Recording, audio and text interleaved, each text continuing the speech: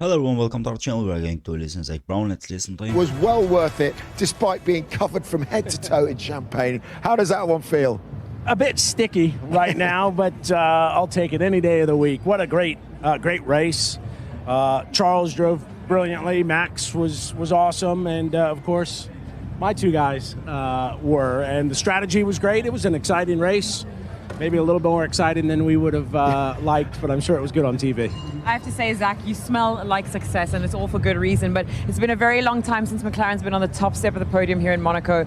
How much does it mean? It was a tough day, chaos out there, but you guys came out on top. It was great. It was pretty much a perfect weekend. Couldn't be happier. Big day for points for everyone, and exciting to win Monaco. It's the big one. Wow, that was an amazing race by both guys.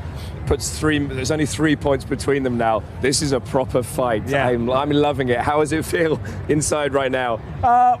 Pretty cool. I reminded Oscar, hey, I know you're bummed you kind of finished third, but you're still leading the championship. So it's gonna get fun the second half of the year, but they're up for it, and I'm excited to see them race. All about qualifying, obviously here in Monaco. What we sensed the change in demeanour of Lando after he got pole position. You were more excited than he was. He was sort of really downbeat about it. Really played it down.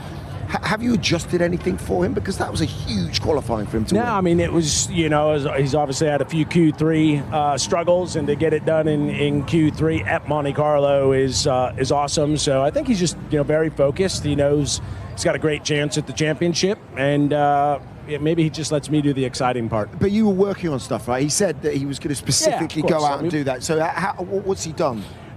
Just focus and not kind of worry about if you don't get in the perfect lap. Do the best you can and give it another go. And so that's exactly what happened, right? We went out and we got 2 laps in with both our guys, and first one was really good, but wasn't good enough, and the second time he got it done. Zach, I have to say, I got to have a little word with you before the race, and there's been all this talk this weekend about new regulations and what effect it's going to have on the race. We didn't think Saturday was going to be as important as it has been in the past, but today it was very chaotic, but in the end it didn't really make much of a difference for that race at the front of the pack. How did you guys experience it on the pit wall? Kind of the results looked the same, but the stress on pit wall and getting through the traffic, and then having the Charles catch in Max. So I think it was much more exciting than kind of the usual Monaco, if you'd like, even if the results on the timing sheet kind of look the same. So it's stressful on the pit wall. How are the drivers coping with it? Because it was tricky for Lando, obviously, with Max holding him back, pushing him back into Charles. How were they? He was pretty. I talked to him there. He felt the pressure. There was a few spots there where you felt Charles could have maybe